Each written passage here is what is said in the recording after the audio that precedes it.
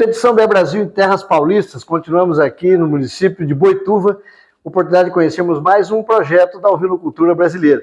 Dessa vez a oportunidade de falarmos aqui da ovinocultura de corte. Eu estou aqui com a engenheira agrônoma Jamile Haddad Comelli, sítio Velho Casarão. Isso. Oportunidade de conhecermos muita história, muita dedicação, muita paixão pela atividade, entendemos um pouco mais desse processo, desse projeto. Jamile, obrigado por receber a Expedição BR Brasil. É um prazer a gente poder estar aqui para contar dicas de passagem, muita história, né? E temos a oportunidade de muita troca de experiência no dia de hoje. Jamile, já falando um pouco aí de história, né? Por que da ovinocultura e como é que começou a ovinocultura na sua vida e por que da atividade aqui na propriedade? Bom, primeiramente, agradeço, Luciano, pela visita. Muito bom estar aproveitando a oportunidade para mostrar o nosso projeto, né? Agradeço aí pela expedição que está acontecendo. Muito bom para a ovinocultura. Prazer é nosso. Então, a história com as ovelhinhas, né, começou quando criança, quando eu ganhei o meu primeiro carneirinho lá e a gente criou ele e tudo mais. E naquela fase de cria dele veio o interesse de entender um pouco mais da nutrição dele, o que acontecia ali com ele, né? E daí a gente veio em 2017 ter o primeiro animal, né? E daí a gente foi aperfeiçoando, mas a gente está profissionalizando mesmo agora faz um pouco tempo, faz um ano que a gente está profissionalizando com formação de pastos, dimensionamento de piquete e tudo mais, né? Então, que a gente está profissional mesmo, considero que faz um ano, né? E a gente vem produzindo aí animais voltados para a produção de corte, né? Esse é o foco, produzir carne. Isso, carne de cordeiro. Nós estamos falando um ano bastante recente de atividade, efetivamente, na implementação, né? No profissionalismo dele. Pensando nessa linha do tempo aí, o que você está vendo de maiores desafios ou maiores obstáculos, né, no desenvolvimento, na implantação da ovinocultura aqui na propriedade? São vários. A gente, cada dia é um desafio, né? E a gente é pequeno produtor ainda, a gente tem um pequeno rebanho, né? E a gente, cada estrutura, cada novidade de mudança ali para aperfeiçoar é um desafio a mais, né? Então a gente tem desafio desde raças, seleção de matrizes, nutrição, o que vai usar de ingrediente e tudo mais, piquete, como formar o pasto, produção de volumoso, silagem, tudo é um desafio, né? Mas que a gente tem que estar sempre trabalhando, se planejando para que seja lidado da melhor forma possível, né? Mas você teve a oportunidade já, e aqui, diga-se de passagem, nós estamos conversando com uma jovem cientista, uma jovem pesquisadora, que vamos ter a oportunidade, inclusive, de explorar um pouco dessa sapiência, desse conhecimento, na pesquisa científica, que, diga-se de passagem, um trabalho fantástico, que nós vamos ver falar muito ainda desse trabalho aqui, com a pesquisadora, né, Jamile. Aqui nós estamos falando com a produtora Jamile, mas vou ter a oportunidade de conversar com a pesquisadora Jamile. Também dentro dessa sua experiência acadêmica, você começou a ter essa convivência, né, com a ovinocultura. Daí veio o despertar também da implantação e de estar focada na atividade? Isso. Desde aquele momento que surgiu o interesse de querer estudar a nutrição daquela cordeirinha que eu tive lá, veio o interesse de estudar melhor na universidade, né? Então eu estudei na Exalc, em Piracicaba, e desde o primeiro semestre de graduação em engenharia agronômica ali na faculdade, eu fiz parte do grupo de estudo, CIPOC, que é o grupo de estudos em ovinos caprinos de lá, e desde então eu me embarquei nessa área de nutrição dos pequenos ruminantes. Então eu fiz meus TCC na área lá de nutrição dos cordeiros, agora estou finalizando o mestrado também na área de nutrição de cordeiros, né? Então já faz aí 7 anos que eu venho estudando essa parte de produção, nutrição aí dos pequenos ruminantes, né? Então esse pé na academia te trouxe aí uma bagagem também para estar começando esse trabalho, o projeto hoje com muito embasamento técnico já, né? Com certeza. Essa ideia de trazer essa experiência também aqui para dentro da propriedade? Não, com certeza. A universidade falo que é a base do conhecimento, né? E quando a gente tem aqui os produtores, o campo, é quando a gente consegue aplicar o que a gente está aprendendo lá. Então, sem dúvida, ter a oportunidade, né, ter estudado lá, ter desenvolvido o senso crítico lá na universidade, trazer para cá foi muito bom, né? A gente consegue trazer muitas novidades, muitas ideias do que acontece na universidade para aqui para a produção, né? Então aqui é propriedade particular, a gente tem as dificuldades de ser uma propriedade, mas que a gente consegue ainda, mesmo assim, trazer várias ideias e fazer com que uma pequena produção tenha seus índices controlados, tenha sua nutrição controlada, né? Dentro das suas limitações, por conta de ser uma propriedade, sim, mas a gente ainda assim consegue lidar da melhor forma possível. Dentro dessa bagagem da engenharia agronômica, você já está trazendo também aqui para dentro da propriedade, nós vamos ter a oportunidade de conhecer daqui a pouco, conceitos aí já na produção de volumosos, né? Uhum. O que você traz aí como trabalhos que você vem desenvolvendo e que desafios você vê hoje nesse trabalho de implementação do seu conhecimento acadêmico, agronômico, para dentro da propriedade desse trabalho que você está desenvolvendo? Assim, produzir animal, antes de ter animal tem que ter comida, né? Primeiro passo, já começa no ponto certo. Já, né? Começa aí, né? Então a gente está produzindo comida, volumoso, pasto, uhum, é extremamente necessário para que a gente tenha a produção de animal de forma eficiente. Aqui, por exemplo, 2 linhas de produção de volumoso para suprir a necessidade de comida desses animais é utilizar pastos. Okay. Então a gente está formando piquetes, estamos manejando de forma ideal, dimensionando de forma ideal esses piquetes para conseguir produzir essas matrizes. Temos a nossa área que vamos estar produzindo a silagem, só que antes de produzir a silagem a gente tem todo o manejo ali de controle de adubação, de análise do solo, adubação verde, para ter uma incorporação de matéria orgânica nesse solo, para que agora, na época das águas, a gente consiga ter uma boa produção de silagem, no caso da silagem de milho, que é o que a gente quer produzir. Então, o sistema que você vai adotar aqui dentro do seu processo é um sistema semi-intensivo. Isso. Parte dos animais a pasto, algumas categorias, ou parte do ano, animais com suplementação, uhum, e confinados. Confinadas, isso.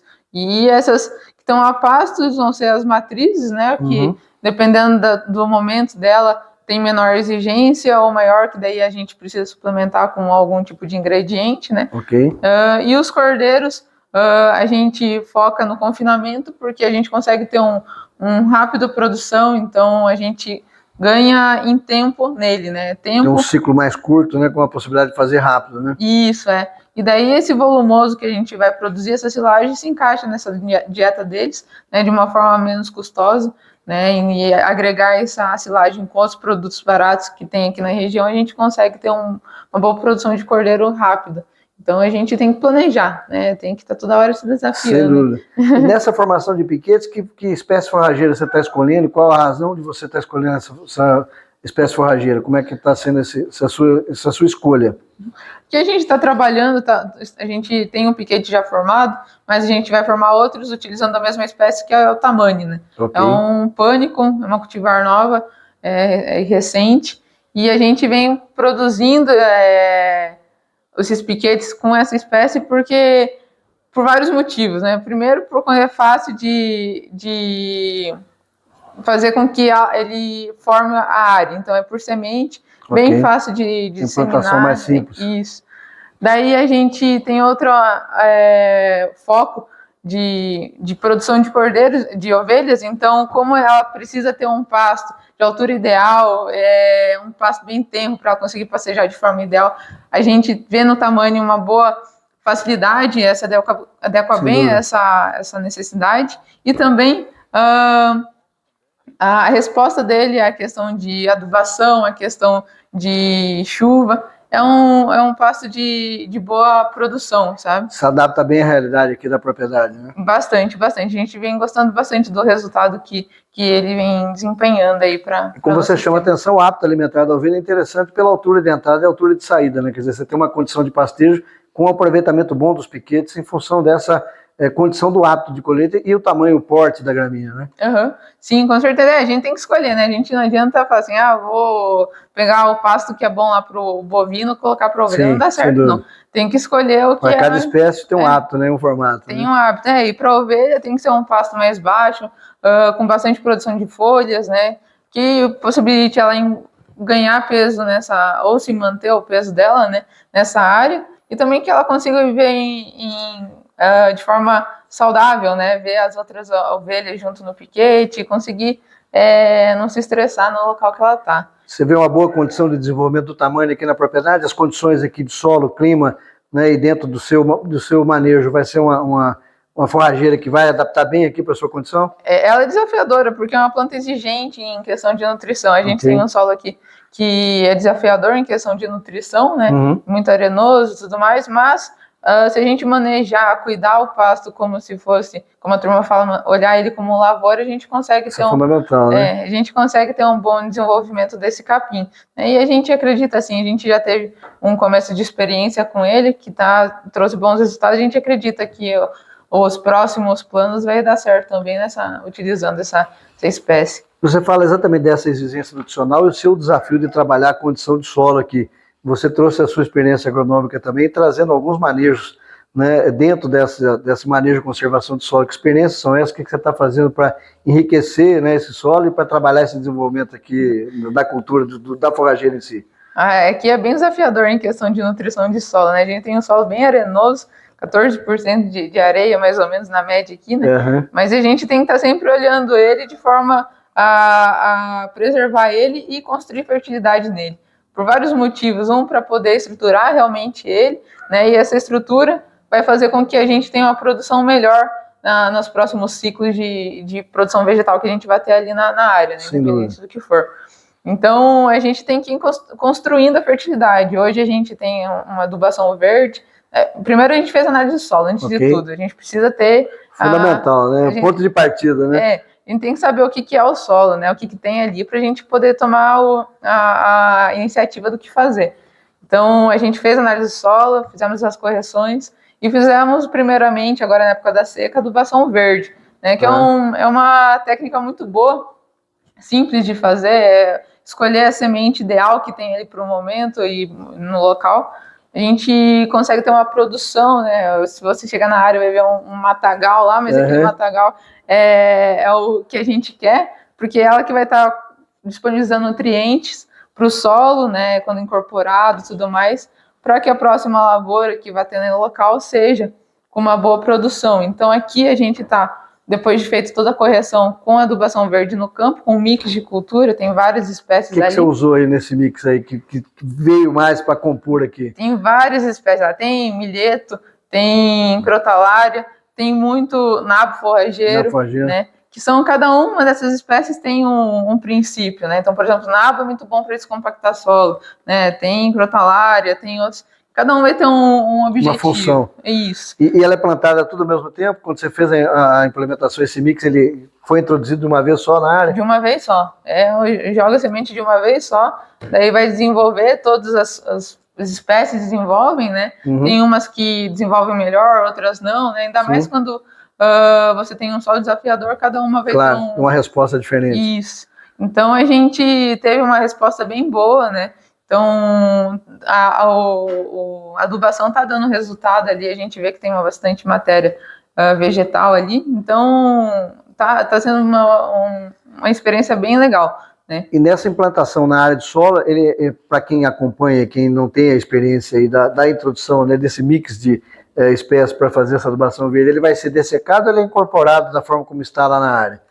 Então, depende do sistema, certo? Tem sistemas que são convencionais, tradicionais, que tem dificuldade para plantar depois na forma de plantio direto, não consegue. Então, precisa ter o revolvimento da terra para poder ter um plantio ali na terra, né? Ok. Em função mais de equipamento? De equipamento. Aqui no caso, a gente não tem a semeadora de plantio direto, a gente tem o convencional, a gente vai incorporar esse material no solo. Ok. Se você tiver essa semeadora, né, do próximo ciclo que seja, né, de plantio direto, a gente pode dessecar e plantar já fazer direto. Com a plantação com as semeadoras, dessecando a área. Isso. As duas têm seus pontos positivos e negativos, né? Claro. Mas depende de cada sistema. Aqui, aqui no sítio a gente vai utilizar essa alternativa porque é o que a gente tem de maquinário para conseguir plantar um milho agora, né?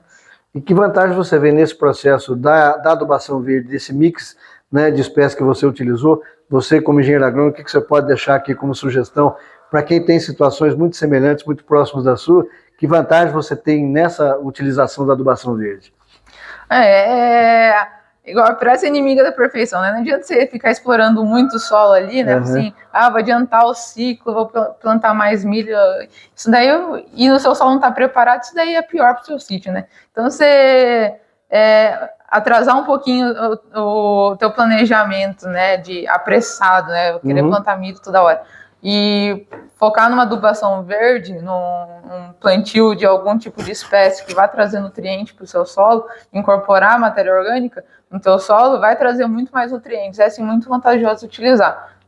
Você tem que escolher o tipo de espécie que você quer usar nessa adubação, saber o teu solo, como é, o teu clima, para poder escolher certinho o que vai usar ali de mix, de adubação, de espécie que vai ser necessário no local. Não é uma receita de bolo, né? Quer dizer, para cada realidade é um mix que a ser utilizado. Cada caso é um caso, não dá para falar. Aliás, é até bom a gente ressaltar isso, que muitas vezes até na mesma região ou na mesma propriedade você tem situações diferentes que muitas vezes características de solo, ou manchas ou faixas de solo que você vai utilizar mix diferentes, né, em função dessa condição. Quer dizer, é conhecimento técnico, informação com base em análise de solo para tomada de decisão. Né? Cada caso é um caso, não adianta comparar tudo a mesma coisa não, porque não é. E os detalhes fazem diferença, né? Sem dúvida. E ainda mais quando é pequeno produtor e pequena área, essa pequena área representa muito dentro da tua propriedade. Então não dá para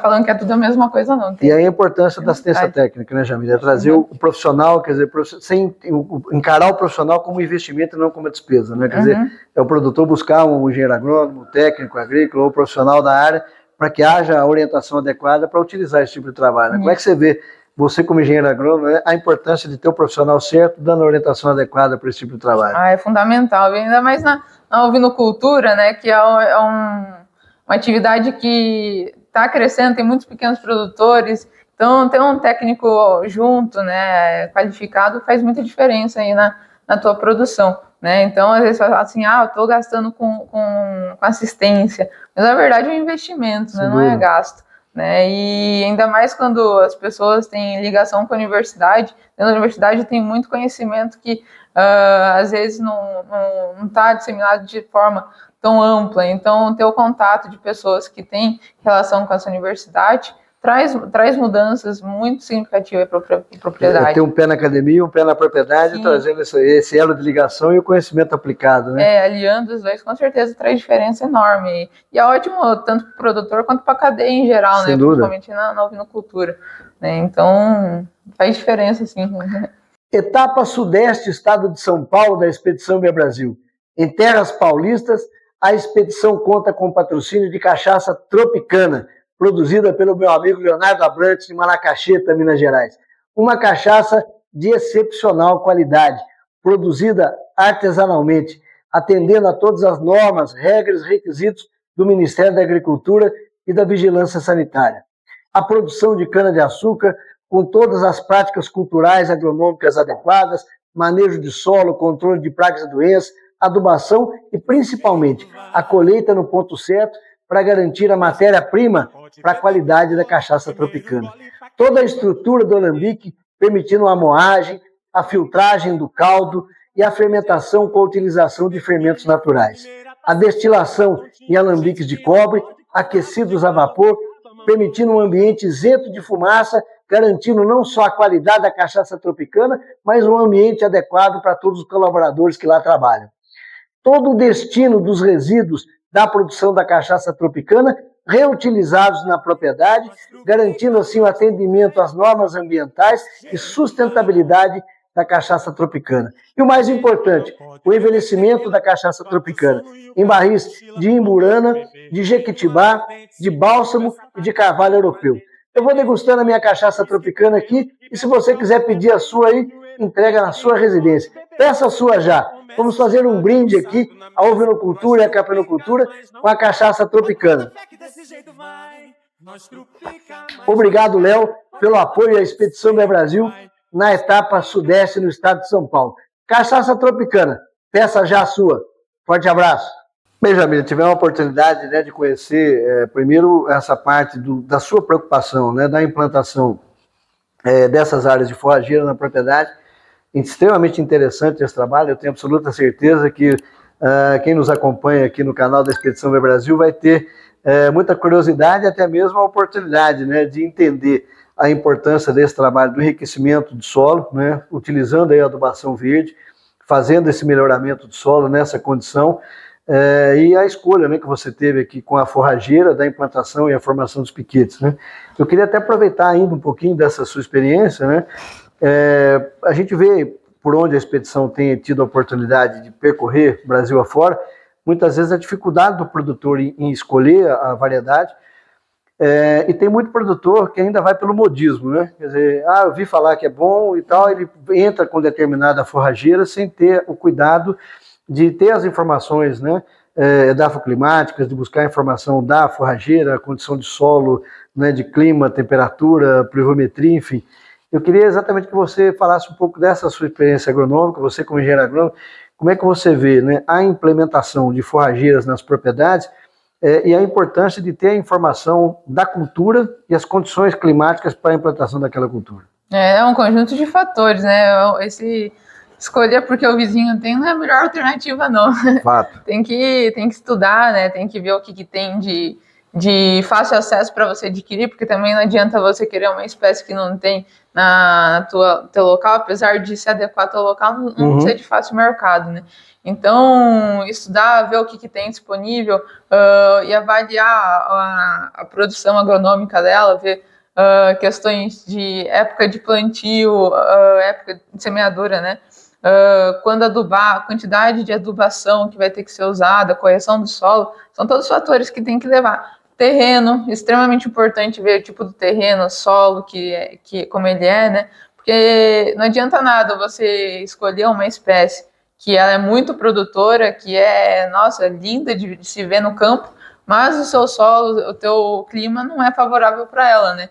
Exatamente. Então, e nem para a tua espécie animal que você vai querer que consuma esse pasto, né? Então, tem que estudar, tem que ver o que tem, todos os fatores, para poder utilizar na tua propriedade e depois fazer com que esse pasto, né, essa área formada, seja intensificado o uso dele para que tenha uma produção animal maior, cada vez maior, no mesmo metro quadrado. Então, a gente tem que ver essas estratégias para ter uma boa produção, assim, né? É possível. Nós estamos trabalhando com espécie ruminante, né? E eu sempre tenho buscado falar com os produtores que a gente tem uma máquina de transformar capim em carne, uma máquina de transformar capim em leite, que é o ruminante. Né? Como é que você vê esse desafio do produtor de ser um bom e eficiente produtor de volumosos, em quantidade e qualidade, para explorar o máximo dessa capacidade do ruminante em produzir? A base de nutrição de um ruminante é pasto, né? A gente confina ele, faz com que ele se transforme um pouco, né? Então ele deixa de comer a pastagem, o capim, para comer grãos, para comer outros produtos, né? Mas o animal ali, o ruminante, é feito para comer pastagem mesmo. Então a gente consegue ter uma boa produção, né? A gente consegue ter um bom ciclo de produção de carne nessas áreas de pastagem, né?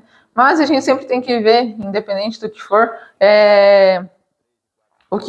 como utilizar esse pasto, né? Às vezes, utilizar categorias muito exigentes para poder ganhar peso em pastos que não vão atender essa exigência dele, que não são apropriados para isso, a gente não consegue ter uma boa produção. A gente tem que usar meios alternativos que são suplementos ou confinar por certo momento.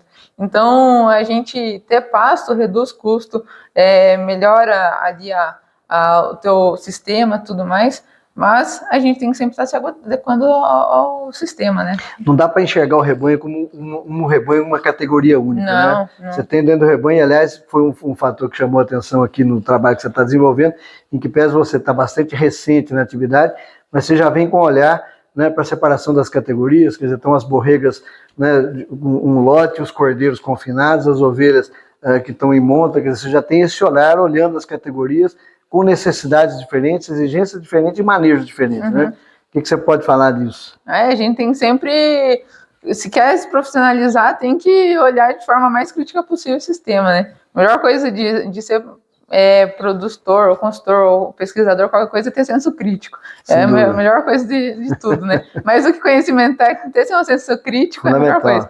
Então, conseguir dividir o rebanho, conseguir manejar o teu rebanho, cada um é uma fase, né? Cada animal está em uma fase, e cada fase ser dividida, você consegue ter um bom esquema de produção, né? Então, mesmo se você não tem instalação muito profissional, não tem uma instalação muito adequada, mas se conseguir ter a separação de lote, categoria, você consegue ter um manejo melhor de cada um. Isso vai te levar a maior desempenho, vai te levar a menor gastos, porque tem animais que não precisam comer tanto, a mesma coisa que animal que precisa consumir muito para produzir muita carne, tem animal que não precisa disso. Então, você consegue economizar de certa forma, né?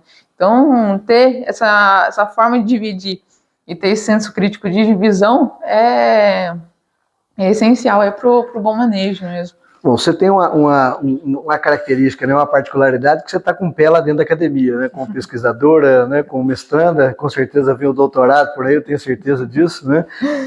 Como é que você vê esse conhecimento técnico sendo desenvolvido na academia, né, trazendo para a aplicação prática, em especial nessa questão da nutrição, né, de utilizar esse potencial do ruminante, e aí com todo esse conhecimento, nós temos lá o professor Evandro, que está com diversos trabalhos lá, né, com vocês lá na Exalc. Como é que você vê esse trabalho sendo desenvolvido na academia e a aplicação prática aqui no campo? Sim. Não, a universidade é um mundo de conhecimentos, né? Tem várias linhas de pesquisa, cada universidade tem uma linha de pesquisa diferente, né? Tem Embrapa, tem várias instituições também que têm pesquisas muito boas, né? E o que produz lá tem que chegar no produtor, porque nada adianta produzir pesquisa se o produtor não consegue utilizar, né? Se a população em geral não consegue utilizar. Então, essa parte de extensão universitária tem que acontecer, né? A gente, na universidade, sempre tenta fomentar essa dia de campus, palestras. Tem tido esse trabalho lá na Exalc?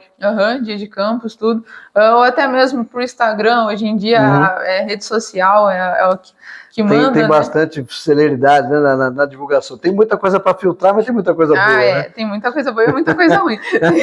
Tem de tudo. É o senso crítico que você falava aqui, né? Quer dizer, tem senso criticamente, né? Tem que saber o que pesquisar, não é acreditar em tudo, não.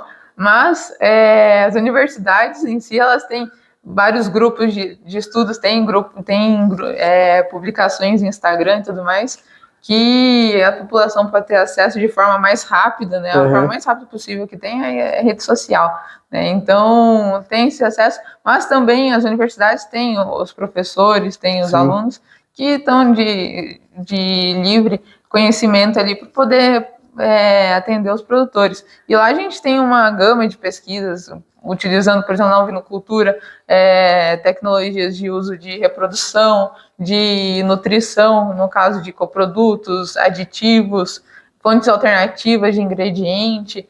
Tem uma diversidade, né? Uso melhor de pastagens, como que cada pastagem vai se adequar a cada sistema. Então, é um mundo de coisas que tem mesmo em cada universidade.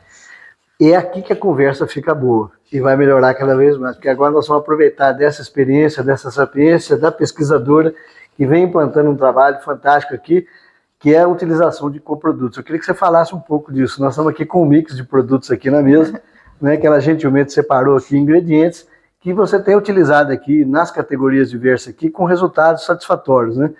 Que produtos são esses? Como é que você tem trabalhado esses coprodutos? E a importância de você utilizar esses coprodutos aqui na dieta de ovinos?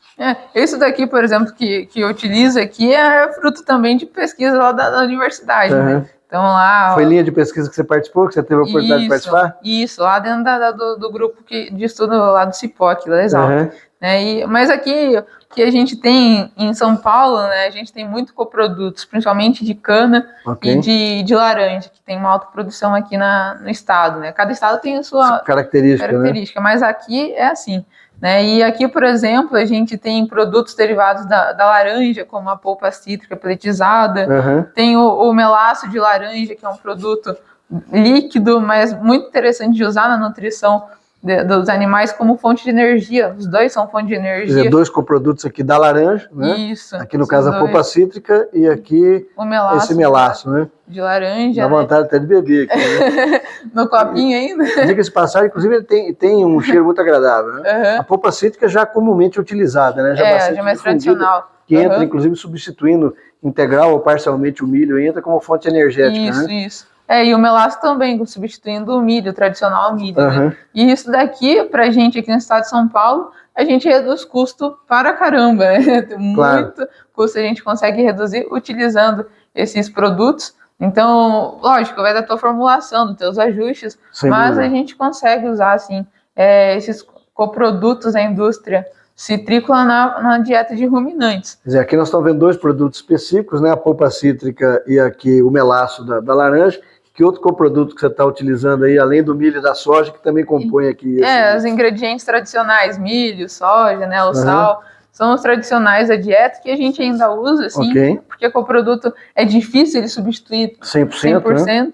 Mas a gente consegue amortizar custo, né, amenizar custos. Mas a gente tem aqui um outro produto muito comum aqui no estado de São Paulo, que é o bagaço da cana-de-açúcar. Né? Isso daqui é fonte de fibra na dieta dos animais, então a gente utiliza aqui, como a gente ainda não está tendo essa produção de silagem, produção de fibra para os animais confinados, a gente utiliza esse bagaço na dieta dos cordeiros confinados para estimular a ruminação, né? Todo ruminante, ele rumina... Precisa de fibra, né? Ruminante, precisa de fibra. Né? Ele rumina, e para ruminar ele precisa da fibra. Então a gente utiliza com uma inclusão na dieta dos cordeiros em confinamento, 15% só na inclusão, uma inclusão baixa, mas suficiente para com que ele mantenha a saúde ruminal. E uma fibra também de baixo custo, né? Você consegue baixíssimo custo. E consegue adquirir fácil? Você consegue isso com facilidade aqui na região? Aqui no estado de São Paulo, toda usina tem esse bagaço de cana, né? Às vezes, dependendo da época, tem um pouco de competição de custos, né? No passado, o bagaço de cana, ele tinha um custo zero, praticamente. Inclusive, era um problema das usinas, um problema ambiental, né? Diga de passagem, né? Era um problema, hoje já vem ganhando mercado, né? E vem sendo muito utilizado, inclusive, na cogeração de energia das usinas, né? Isso. Como é que ela vem disponibilizada para o produtor, né? Como é que você adquire isso para o produtor aqui no estado? De que forma vocês compram esse daqui é contato direto com a usina, né? Então... Traz a granel? Grande produtor... Granel em caminhão? Grandes produtores vêm de caminhão, pequenos produtores podem ir na caminhonetinha mesmo. Claro. Cada escala tem o seu perfil. O formato, né? de logística, né? Isso. Mas aqui toda a região tem diversas usinas que dá para adquirir, né? É muito forte esse mercado aqui no estado. Bom, aqui nós estamos vendo então aqui, né, a polpa cítrica e o melaço da laranja, sal mineral, soja, milho, ureia e a fibra, utilizando aqui o bagaço de cana. Como é que você está trabalhando esse mix aqui de informações? Como é que você buscou fazer essa formulação? Esse daqui é a base da nutrição hoje daqui do sistema nosso. Então, cada categoria tem ali a sua dieta, a sua composição certa, né? A quantidade a ser fornecida e a proporção. Para cada categoria uma formulação. Até um ponto importante de ressaltar, porque um dos motivos de fazer os lotes é justamente isso, né? Para a gente ter uma nutrição adequada para cada lote. Então, a gente aqui tem cada... Borrega em recria tem uma quantidade a ser fornecida, uma formulação a ser fornecida, cordeiros confinados para que ganhem peso rápido, né, e elevado, a gente tem uma composição adequada, uma formulação, né. As matrizes, elas estão hoje no pasto, estão começando a utilizar o pasto na época das águas, mas a gente ainda suplementa um pouco no coxo, porque nosso pasto ainda está se estruturando, né, tem informação. Mas a gente tem que ter aqui a ciência, né? De cada categoria tem que ter uma composição. Então, por exemplo, para amenizar custos na matriz, a gente pode trabalhar com dieta mais rica em fibra. Para cordeiros que a gente quer ganhar mais peso, a gente pode utilizar menos fibra. Então, cada um tem a sua categoria, né? Cada um tem a sua exigência certa. Mas, de uma certa forma, essa é a base da dieta. Você vai mudar aqui a quantidade de um e de outro em função da categoria. Isso, a composição.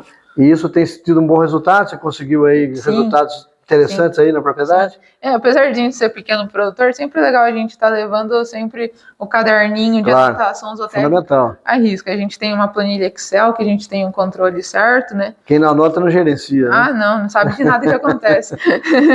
Fato. Então a gente tem esse controle, os animais têm os números, a gente tem o histórico de tudo que acontece. E aqui a gente faz pesagem mensal dos cordeiros confinados, das borregas em recria, né? E aqui os cordeiros confinados, eles estão há 2 meses, que tem aqui, já estão há 2 meses consumindo, e no último mês eles já estão com 270 gramas de ganho diário de peso. Média de 270 gramas por animal.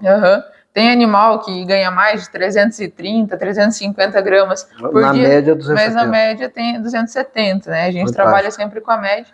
E o que você tem conseguido de custo nessa dieta que você está fazendo aqui? Quanto está custando isso hoje? Esse daqui hoje, pra gente, né, com essa formulação, para os cordeiros confinados, a gente está com um custo de menos de R$1 o quilo, tá 87 centavos o nosso quilo. Fica a dica. De dieta, né? Então, tá bem em conta mesmo, fantástico, né?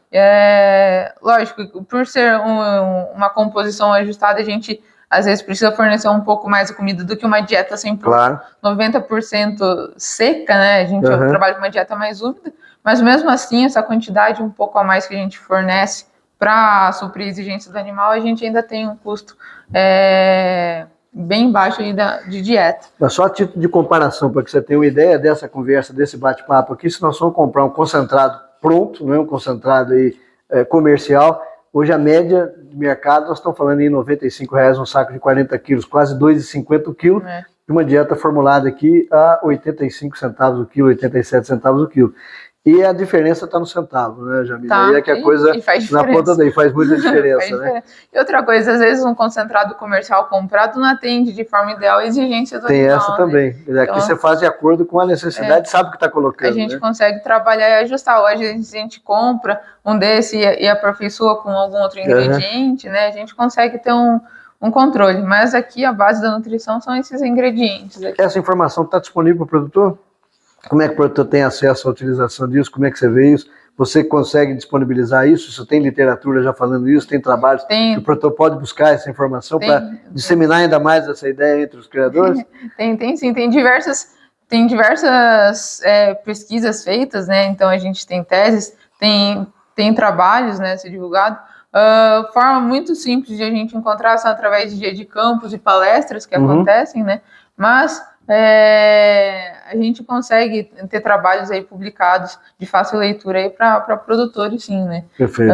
Mas de todo modo, acho que a melhor forma é atrás de profissional para poder estar conversando. Né, essa formulação da dieta, até levando em consideração o que você tem de volumoso também, né? Que ele vai, na dieta total, o volumoso é muito importante nessa composição, né? Porque a gente pode também substituir esse bagaço por uma outra capineira que tenha um capiaçu ou qualquer outro ingrediente que tem ali na tua propriedade, né? Vai de ajustes finos na dieta, então perfeito. Cada caso é um caso, né?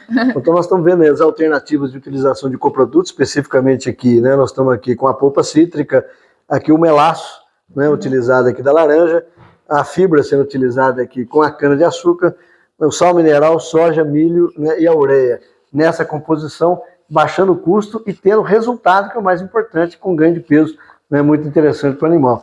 Mas você acha que parou aqui? Não parou, não. Né? Aliás, diga de passagem, vai ser prosa de uma outra entrevista que nós vamos fazer, mas aí nós vamos entrevistar a pesquisadora Jamila, de jaleco, lá na universidade, mas nós vamos deixar aqui uma palhinha de curiosidade. Você já deve ter ouvido falar da mosca, né, lá como praga da laranjeira. Essa mosca produz uma larva, né, que é um problema na laranjeira. Você já se imaginou fazendo a nutrição de ovelha utilizando a larva? Como é que é essa história? Então, seremos o próximo capítulo. Mas dá só uma palhinha, porque essa entrevista nós vamos fazer lá na universidade com ela, só para a gente até aguçar quem está nos acompanhando aqui. Dá só uma palhinha desse trabalho que você está fazendo. Então, essa mosca, a mosca da laranja, a turma usa muito aí para produzir, para pescar até essa mosca, né? Então, os pescadores daí devem conhecer ela. Nós vamos competir direto com os pescadores, hein? Será?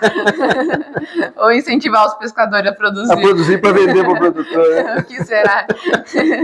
Então, essa mosca, ela decompõe material principalmente, né? Ela é culturalmente aí usada para decompor laranja, por isso que vem a história dela de mosca da laranja, né? Mas a gente vem estudando, né? A gente é pioneiro lá na produção, no desenvolvimento de pesquisa, né? Produção de pesquisa, utilizando essa larva da mosca da laranja, Black Soldier Fly, o nome dela em inglês, né? Na nutrição de ovinos, na nutrição de ruminantes. Então já tem bastante pesquisas utilizando ela na nutrição de peixe, de porco, de frango, Mas em ruminantes É a primeira pesquisa. Você está sendo pioneira nesse trabalho. Eu sou mestrado? Foi meu TCC, graduação, e agora meu mestrado. Mestrado? Também. Então, a utilização dela como base proteica. Base proteica. Ela vem substituindo principalmente farelo de soja, né? Então, a gente tem, dessa larva, a gente conseguir ela ter a larva desidratada, que é sem a água, então é ela integral mesmo, sem a água, porém ela é rica em proteína bruta, cerca de 50% a gente consegue ter. Fantástico. E extratetéreo, gordura, ela tem cerca de 20% de gordura, então na larva desidratada, que foi o meu tema do TCC, utilizando ela substituindo farelo de soja. Ok. No mestrado agora, trabalhando com outro produto dessa larva, que é a farinha desengordurada. Então ela tem... Reduzindo o teor de gordura aí? Isso, ela tem 7% de gordura, bem abaixo. Mas que ainda assim é uma quantidade significativa, até como fonte de energia também, né? Isso, ainda assim. E proteína que aumenta, né? Por ser desengordurada... Se reduz a gordura, aumenta o teor de proteína. Isso, consegue chegar a quanto? 60%. 60% de proteína? Consegue 60%, 62%. Então, e tem o óleo mesmo, a larva produz esse óleo, né? Nesse processo de engorduramento, a gente consegue extrair o óleo e consegue. Tem pesquisa hoje lá no campo, acontecendo lá no setor, utilizando esse óleo na dieta de ovinos. Então a gente tem uma gama aí de vertentes a ser estudada, que é um produto interessante, principalmente por conta dessa mosca degradar resíduos. Então, por isso é a graça dela, né?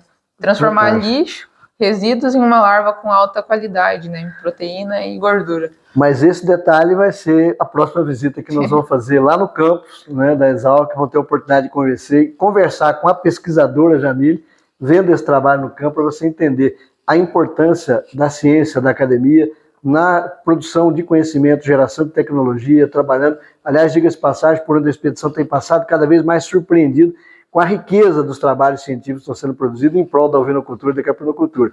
E vai ser uma oportunidade, nós vamos fazer uma palhinha aqui para te deixar, né, com a vontade de conhecer mais detalhes desse projeto. Nós vamos ter a oportunidade de conhecer numa visita que vamos fazer lá ao campus da Exalc. Expedição BE Brasil, nós estamos aqui em Juiz de Fora, na unidade fabril da empresa Nutriplan Sal Minas, empresa produtora de rações, de sal mineral, de núcleo proteico para batida de rações. Você que é criador sabe da importância da nutrição no seu criatório. Nutriplan Sal Minas, empresa parceira da Expedição BE Brasil desde o primeiro estado. Você que tem o seu criatório de caprinos e ovinos, que consome rações, que consome sal mineral e também núcleo proteico, dê preferência aos produtos Nutriplan Sal Minas, empresa do projeto Expedição BE Brasil. Vamos estar levando os produtos, divulgando os produtos por onde a expedição for passar. Conto com a sua preferência para os produtos Nutriplan Sal Minas. Forte abraço a todos.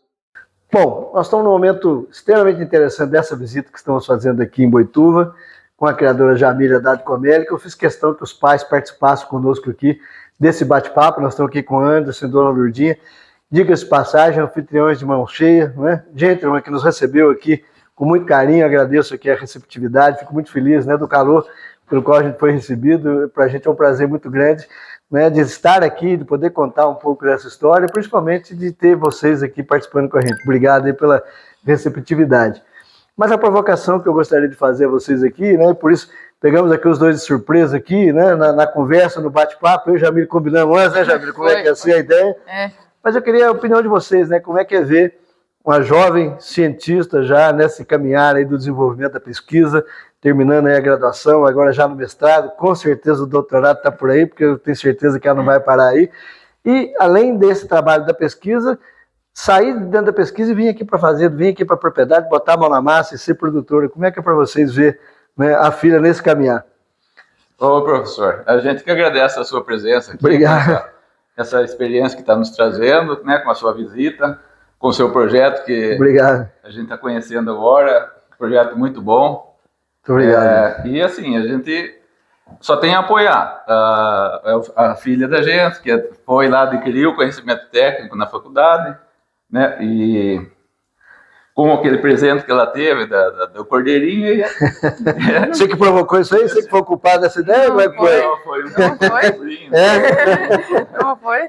E a partir daí começou tudo, né? Então a gente só tem a apoiar mesmo e cada vez mais dar força para que ela possa estar desenvolvendo o seu trabalho técnico, científico E quem sabe o doutorado aí pro próximo Eu não ano. tenho dúvida disso. Isso eu tenho certeza Vamos fazer disso. força para isso, sim.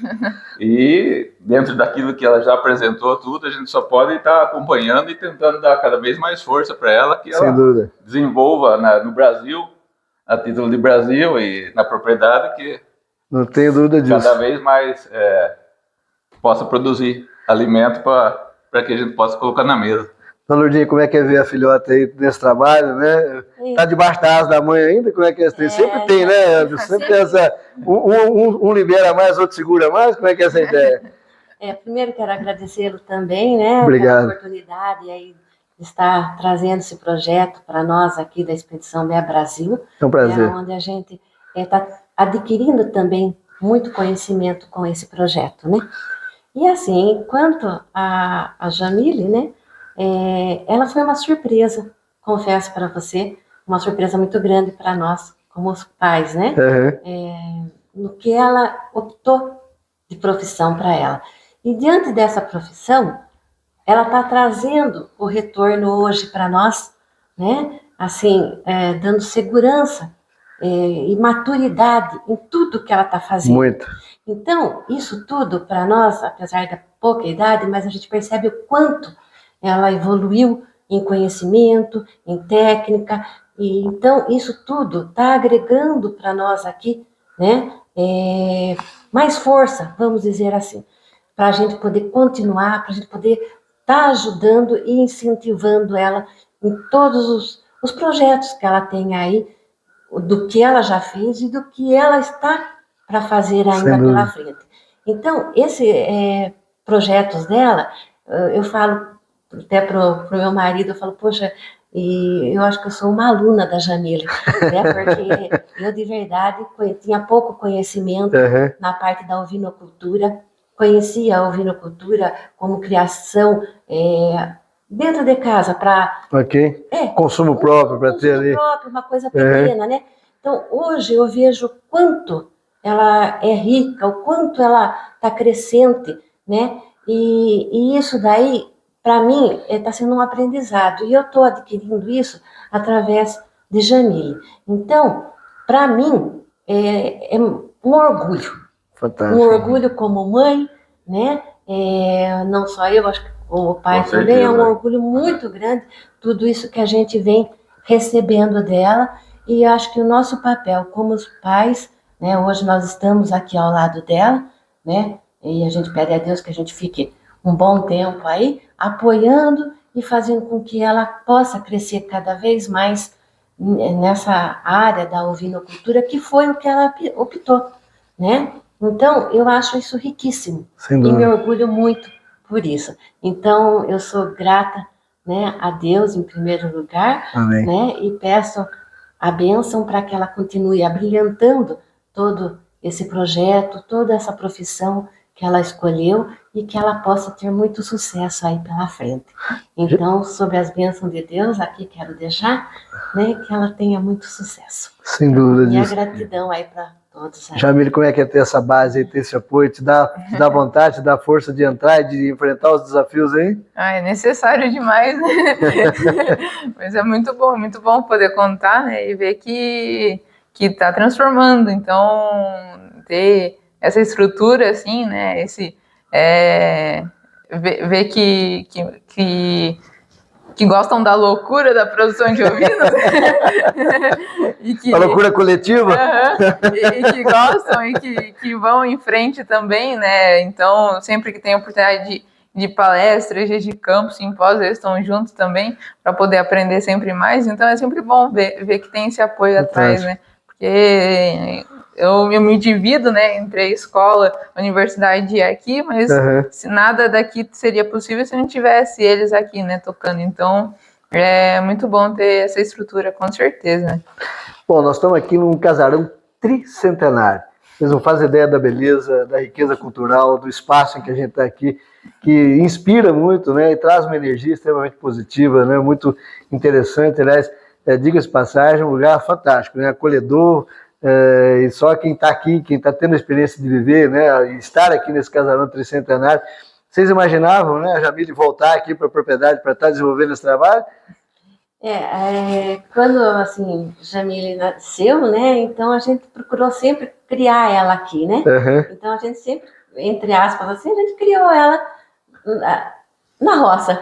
Com a convivência aqui Com a do... convivência do simples, né, do sítio, Uhum. das coisas do sítio. Ok. Né? Então a gente criou a Jamile nesse espaço. Né? Então ela cresceu dentro disso. Então isso, para mim, hoje, eu vejo que ela teve um amor tão grande por tudo isso, e eu sei que a vontade dela continuar com tudo isso é muito grande. Então a gente só tem que dar um apoio para ela em tudo que ela pensar em fazer, em querer, claro. E a gente tem que estar ao lado dela, né? Imaginava você estar aí voltando para enfrentar essa brabeza da roça, que a gente sabe que o tema não é fácil, não é simples, né? Não é fácil, principalmente sendo mulher, não né? É um desafio, né, sempre, né? Mas estamos aí, estamos juntos para estar apoiando e levando E para ela não tem tempo ruim. Aí eu sei disso, só da gente ver, de conviver aqui, a gente já vê isso aí, tá, né? Assim, o amor que ela tem por tudo isso, não dá nem cativante, né, de fato, né? Não dá para medir, porque ela é a vida dela, ela faz com alegria, ela faz com vontade, ela tem prazer nisso tudo que ela faz. Quando a gente faz o que ama, não é trabalho, é diversão, né? Então, é um fato. Então, isso daí é gratificante, né, para nós. Usando o nosso mineirês, né? Pão que eu tô, pão que eu vou, né? Como é que é a ideia? Vocês estão aí implantando atividade, uma fase bastante recente, 1 ano apenas de atividade comercial, sim, efetivamente. Já tem uma ideia, né, do que vocês estão buscando? Vocês pensam já em alguma coisa ou está em fase ainda de planejamento? Como é que está isso, Jamile? A gente está focando em estruturar, né? Ideias não param. Toda hora tem um foco, né? Mas a gente tem meta, assim, em alavancar cada vez mais, né, o setor aqui, a produção aqui. A gente tem ideias de produzir cordeiros para terminação, temos ideias também de melhorar o nosso rebanho de matriz.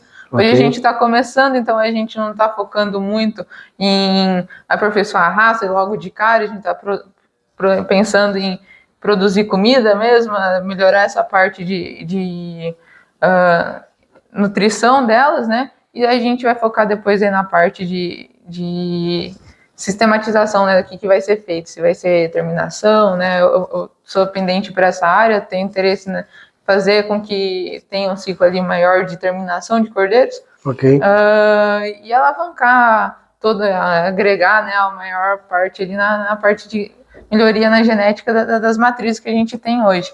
Então a gente, e de todo modo, né, também agregar a produção, produtores e tudo mais, para poder alavancar a ovinocultura, principalmente aqui na região, que ainda é meio deficitária, né, no conhecimento, na parte de como produzir de forma, mesmo pequena, de forma ideal, uma ovinocultura.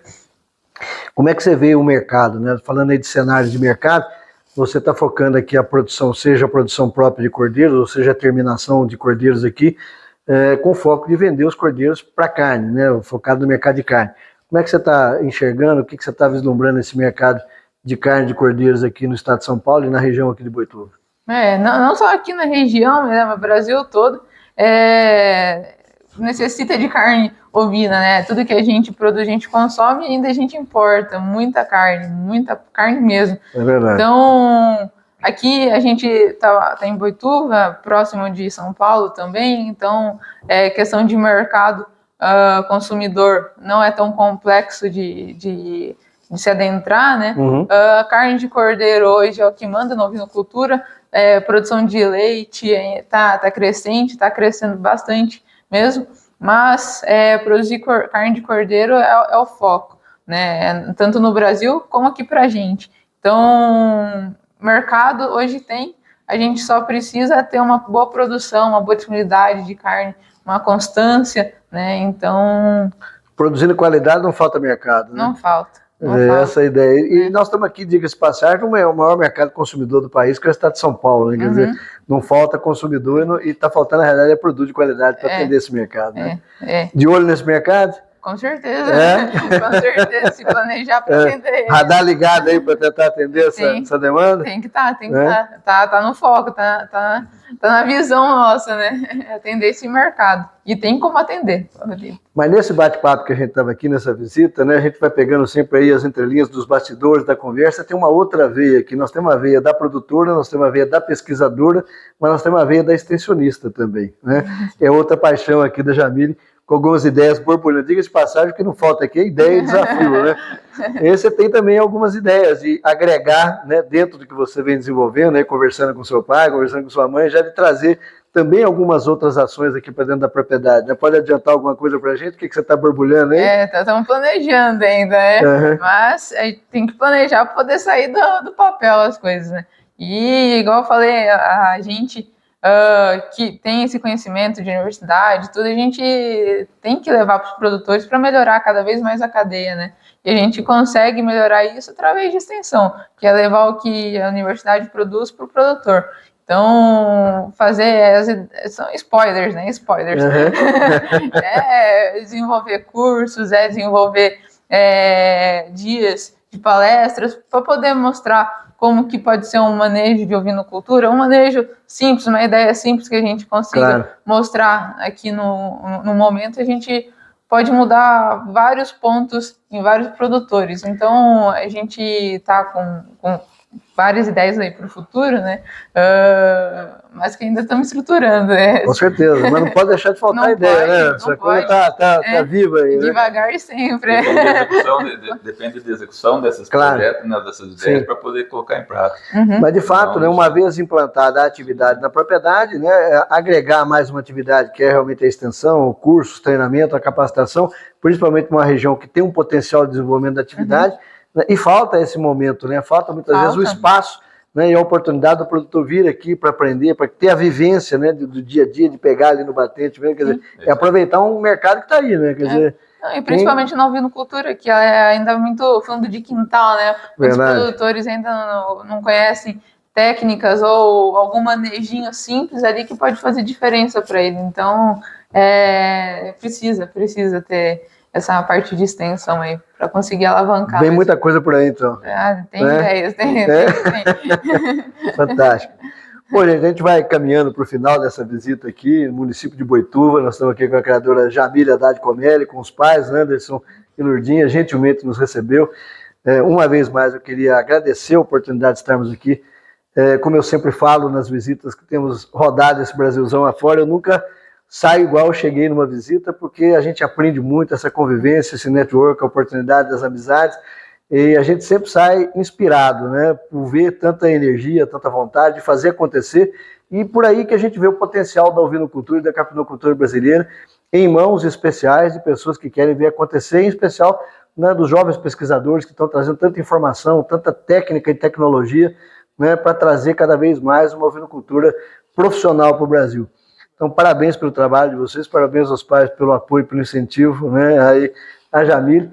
Mas eu queria, antes de fechar, né, chamar a atenção aqui, porque, como eu falei no início, quando eu fiz a provocação de trazer aqui o Anderson e a Lourdinha aqui para esse bate-papo final com a gente aqui, e falei da nossa recepção calorosa que nós tivemos aqui, olha o detalhe da visita que nós tivemos aqui na propriedade, o carinho do artesanato, né, da mãe Lourdinha, que teve o cuidado, né? Aliás, diga-se passagem, de receber equipe, né? Que ela imaginou que seria uma equipe de filmagem, fez aqui uma série de lembranças. Fala um pouquinho pra gente desse trabalho, Jamile, você e sua mãe aqui, que nós estamos... Olha o cuidado e o carinho. Entregar na sua mão, obrigado. Que você abra, então, vamos lá. E você veja o que é essa pequena lembrança que nós estamos entregando. Vamos aqui lá. Tá difícil. Não, a falta de jeito. O sebo de carneiro. E olha o detalhe: Projeto Expedição Bem Brasil, 23 de novembro de 2024, que é a data dessa visita que nós estamos fazendo aqui. Obrigado, a gente fica gratificante, né? E a gente se emociona em ver tamanho carinho, tamanho, né, cuidado, né, em nos receber aqui. Um painel aqui também impresso com a foto, né, recebendo a Expedição Bem Brasil. A gente fica feliz de poder ter essa receptividade. Parabéns aí pela dedicação, pelo trabalho, e desculpa pela equipe, né, que foi preparado para receber um batalhão aqui, né, chega só eu aqui para fazer todo o trabalho, mas agradeço, né, carinhosamente. Aliás, diga de passagem, outro produto, né, Jamile, para ser utilizado, o sebo de carneiro em muitas aplicações, né? Muitas, né, um produto de carneiro, né, a gente sabe que ele é um excelente remédio, né? É um excelente anti-inflamatório, né, e, enfim... pelo menos os mais antigos, né, utilizavam muito isso daí, né, para passar numa dor, uma coisa, contusão, alguma coisa nesse sentido, né, e às vezes, né, é um produto que as pessoas não sabem como extrair, e é um produto que você extrai ele do seu animal, né. Fato. E é fácil. É mais uma opção, inclusive, de utilização do coproduto dentro da... Para poder ser comercializado. Então fica aí a dica, aliás, nós tivemos a oportunidade já de ver em algumas visitas que fizemos, tanto a utilização farmacológica como a utilização, inclusive, em selarias, né, para renovação aí de cura, etc, o pessoal utilizando muito, né. Mas, de fato, a gente fica muito feliz pelo carinho, obrigado, Virginia, pela receptividade. Né? E, Jamile, quem quiser fazer contato, você já está começando a fazer alguma divulgação desse trabalho, tem um Instagram, né, para estar aí acompanhando esse dia a dia, o desenvolvimento do projeto, como é que está isso? Tem o Instagram, meu próprio Instagram, que eu estou utilizando, né, jamile.hc, e lá eu até faço uns dias de blogueiragem. Pois é isso importante. Aliás, diga de passagem, o que não vai faltar aqui é assunto e informação, fiquem de olho, acompanhem lá. Né? A gente fala um pouquinho sempre sobre cultura. Então quem está acompanhando a Expedição Bel Brasil, segue o link aqui para você acompanhar e ver o dia a dia da Jamile nesse projeto sendo desenvolvido aqui, né, na propriedade Sítio Velho Casarão, município de Boituva, aqui no estado de São Paulo. Gente, obrigado mais uma vez pela oportunidade, pela receptividade, parabéns pelo trabalho, Jamile, parabéns, vamos ficar de olho, vamos acompanhar, eu e antes vamos ficar depois combinar para ver como é que vamos fazer o doutorado acontecer mais rápido, né? Vou colocar, mas eu tenho absoluta certeza, né, que a veia pesquisadora e com o trabalho que está sendo desenvolvido, vem muita coisa por aí. Né? Obrigado mais uma vez, parabéns, né, pela oportunidade de a gente estar aqui. Eu queria que vocês deixassem uma mensagem para criadores, né, e apreciadores da ovinocultura e a caprinocultura brasileira que nos acompanham por essa jornada Brasil afora. Primeiro a gente que agradece a oportunidade, novamente, né, agradece pela criatividade de ter feito esse projeto, né, tá agregando muito conhecimento aí para todos os produtores de forma geral, né, então queria deixar bem claro esse parabéns mesmo, porque é muito importante isso, e para todos os produtores que estão começando ou que já estão estruturados, né, eu vejo que a gente precisa se unir cada vez mais para poder produzir de forma melhor. Então, mesmo que seja pequeno produtor ali, se você está começandinho, vai atrás de conhecimento para poder produzir ele de forma adequada, de forma técnica, porque mesmo com pouco rebanho a gente consegue lucrar, às vezes não consegue viver por conta da quantidade, da escala, claro, mas a gente consegue lucrar com ele. Então a gente precisa ir atrás disso, unir para poder ter uma boa produção, uma boa produção de carne, de leite, de qualquer produto que seja aí da ovinocultura, e não desistir. Toda hora tem desafios, quando você está no campo tem momentos que estão em alta, momentos que estão em baixa, mas a gente tem que estar sempre se estruturando, pensando e se desafiando aí com o ramo. Perfeito. Bom, vamos ficando por aqui, mais essa visita da Expedição Bel Brasil em terras brasileiras e em especial aqui em terras paulistas. Você que acompanha a Expedição Bel Brasil, acompanhe o nosso dia a dia pelo Instagram, pelo Facebook, no nosso Diário das Visitas, e para ver os vídeos completos dessa e de tantas outras visitas, nos acompanhe no canal do YouTube para você viajar conosco sem sair de casa pelo Brasil afora. Esperamos vocês lá, até a próxima.